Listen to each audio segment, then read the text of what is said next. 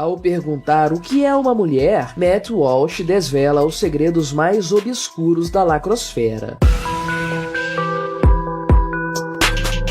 Este é o Visão Libertária, sua fonte de informações descentralizadas e distribuídas. Este artigo foi escrito por Amazônia Livre, revisado por Baby Yoda, narrado e produzido por mim, Quintessência. Hoje falaremos sobre o documentário O que é uma Mulher, produzido por Matt Walsh, um jornalista americano e colunista do The Daily Wire, e que tem uma visão de mundo considerada conservadora para os padrões americanos. Ele é casado, pai de 6 filhos, e seu documentário simplesmente consiste em andar na rua perguntando às pessoas o que é uma mulher. Na descrição do vídeo há um link para você acessar o documentário na íntegra. Matt Walsh, com uma expressão sóbria, serena e quase inerte, faz essa pergunta repetidamente para pessoas comuns, estudantes universitários, professores, especialistas, médicos, atletas e as próprias mulheres em uma passeata pelos direitos da mulher. Sem obter uma resposta definitiva, ele parte para os arredores de Nairobi, no Quênia, a fim de repetir sua pergunta para os Maasai, uma tribo local. Impressiona o fato de que todos dentro da cultura americana, que faz parte da cultura ocidental moderna, simplesmente não conseguem responder à pergunta, que é tida como piada no início da conversa com os africanos. Ao final, a pergunta é respondida de maneira simples e magistral por uma das mulheres Maasai. Eu sou mulher porque dou à luz. Do ponto de vista científico, sempre desejamos estabelecer uma caracterização para aquilo que queremos definir. Quanto mais aspectos abarca e quanto mais objetiva, melhor é a definição. Essa regra vale para qualquer coisa da natureza, seja um tipo de metal, seja a gravidade terrestre, seja um comportamento humano ou uma análise teológica. No entanto, nem os famosos especialistas, esses cientistas burocráticos de plantão, conseguem dar uma definição clara e inequívoca para o que é uma mulher. Que tipo de ciência essa gente está fazendo? Esse problema é grave por si só. O fato de não conseguir caracterizar qualquer coisa que seja de nossa vida cotidiana é uma falha grave na comunicação humana, que pode gerar interpretações dúbias tanto na linguagem falada quanto na escrita. Portanto, é imperativo conseguir definir as coisas de nosso meio, quaisquer que sejam. Mas enfim, por que nossa sociedade, na cultura atual, tem tanta dificuldade de definir um conceito que a princípio parece simples e que vem desde a criação da humanidade? A existência de um par biológico macho e fêmea é uma constante na natureza em inúmeras espécies viventes e mesmo nas já extintas. Tradicionalmente, chamamos o par biológico da espécie Homo sapiens por homem e mulher. Então, a mulher se caracteriza por todos os aspectos de fêmea, comuns a praticamente todas as fêmeas de quaisquer outras espécies, mas obviamente muito mais. A evolução do ser humano como espécie, que não somente age por instintos, mas que desenvolve uma consciência sobre si mesmo e sobre as coisas do mundo, também vai caracterizar toda uma forma de pensamento dentro do universo feminino. E este universo está intimamente ligado à sua forma corporal, ou seja, à sua biologia, e, portanto, aos seus cromossomos XX. De maneira geral, é impossível dissociar genética, biótipo, fenótipo, psicologia e comportamento social. É realmente incrível e magnífico como cada ser humano é único e, ao mesmo tempo, compartilha de imensas semelhanças com todos os seus pares. E é dessas coisas eternas e imutáveis que a melhor ciência se ocupa. Mas, voltando ao tema, como chegamos a esse ponto? Como até esse pessoal que se diz cientista é incapaz de firmar um conceito simples sobre uma instituição de tempos imemoriais? Não sabe? Então senta que lá vem história. Emile Durkheim foi um sociólogo da escola de Frankfurt, essa do marxismo cultural. Segundo ele, a capacidade do ser humano em perceber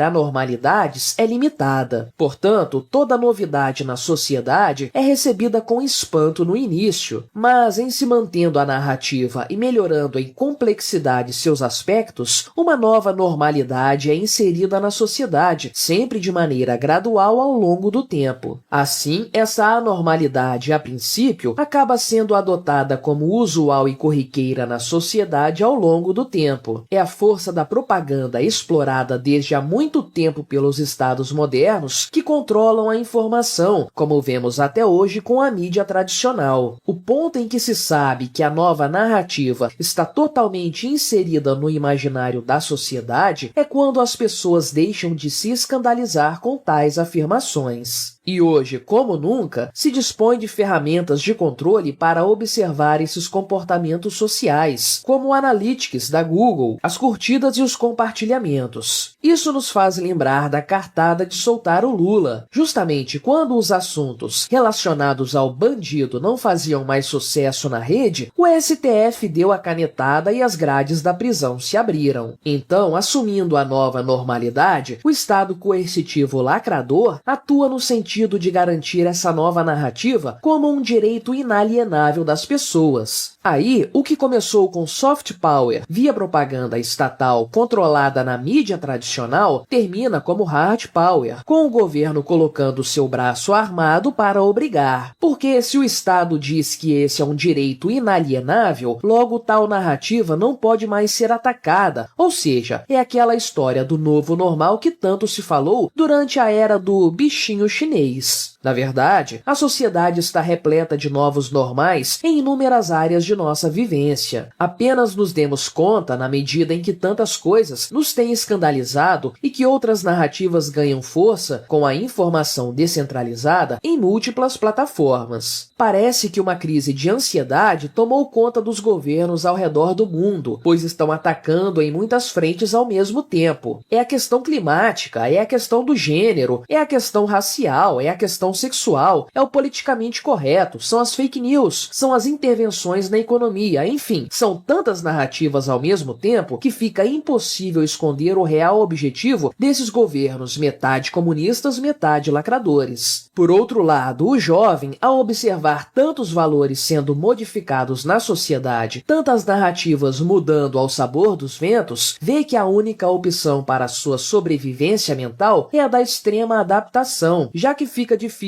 para o indivíduo lutar contra o sistema, especialmente quando se é jovem e ainda não se dispõe de plena liberdade, como emancipação financeira e maturidade intelectual. Então, a ação narrativa do Estado moderno, que sempre avança sua agenda de poder e controle, acaba gerando na sociedade indivíduos que não têm base sólida, seja moral, intelectual ou espiritual. E para esses jovens, também é muito difícil uma base sólida financeira, já que todo o sistema está assentado em uma moeda inflacionária, um sistema de pensão de pirâmide e um endeusamento do crédito. Aliás, sobre isso, veja o vídeo Creditocracia, a escravidão do endividamento em massa, link na descrição. Portanto, o que estamos chamando a atenção para este caso é que há todo um aparato que atua na psicologia humana, no imaginário da sociedade e nos valores do indivíduo que precede a ação governamental com sua força coercitiva de braço armado. No sentido de uma maior soberania ao indivíduo, é que devemos atuar neste caso, especialmente no campo das ideias, como propunha Mises. Portanto, o fortalecimento de aspectos emocionais do indivíduo levará a um sentido de maior liberdade pessoal, e o fortalecimento de aspectos cognitivos levará a pessoa a um sentido de maior liberdade profissional e, portanto, maior liberdade financeira ao longo do tempo. O fato é que quando a narrativa atinge o status de lei dentro da burocracia estatal, ela será usada para massacrar indivíduos dissidentes. Nesse ponto, a batalha já está perdida. Por isso é que nossa atuação deve ser especialmente no campo das ideias, disseminando ideais de liberdade e soberania individual, cuja força vai naturalmente solapar a narrativa governamental. Ao pessoal que usa o avanço dessas narrativas para aumentar seu poder, independe a questão temporal. Eles não se importam se vai levar 5, 20 ou 100 anos para chegar ao seu objetivo final. Eles simplesmente estão empenhados em avançar sua narrativa e fazem isso dia após dia. São bem pagos para isso e não perdem uma só oportunidade para fazê-lo. É o que caracteriza a era da informação pós-verdade. Para a mídia militante, não importa mais a notícia, importa a narrativa a ser passada pela notícia. Então, do início ao fim, 24 horas por dia, todos os dias, a mídia é usada para disseminar uma narrativa que garante mais poder aos governos coercitivos e seus grupos de interesse. Quantas vezes já falaram sobre o aquecimento global, que é uma óbvia falácia? Quantas vezes já foram repelidos? Quantas vezes já foram refutados? Isso pouco importa. Eles continuarão a manter e até a aumentar a complexidade da sua narrativa. Falarão uma mentira 1000 vezes até que ela seja reconhecida como verdade. Mas e quando tudo isso começou? Por que querem atacar justamente conceitos milenares e universais? Bem, essa é uma outra história, mas certamente tem a ver com a destruição dos valores ocidentais, com o niilismo, com o iluminismo e com o marxismo cultural. Uma história que deseja destruir a filosofia herdada dos gregos antigos, já que a tudo rebaixam a meras sensações emotivas. Que deseja destruir a arte romana, já que não produzem e nem realizam nada de concreto neste mundo. E que deseja destruir a cosmovisão cristã, já que anulam a transcendência e resumem tudo a questões imanentes.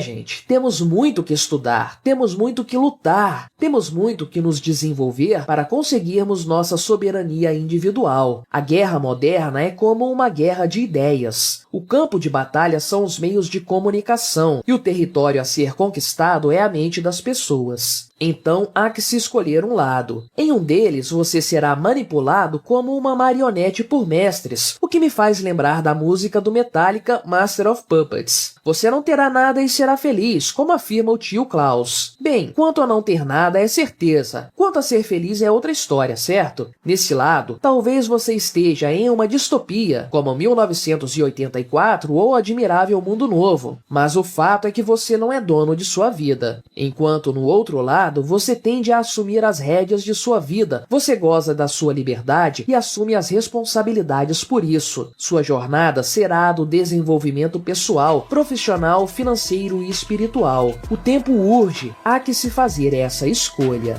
Obrigado por sua audiência. Se você gostou deste vídeo, deixe o seu like e o compartilhe com os seus amigos para difundir as ideias da liberdade. Se quiser ser notificado de outros vídeos, clique em se inscrever e depois no ícone da campainha. Até a próxima!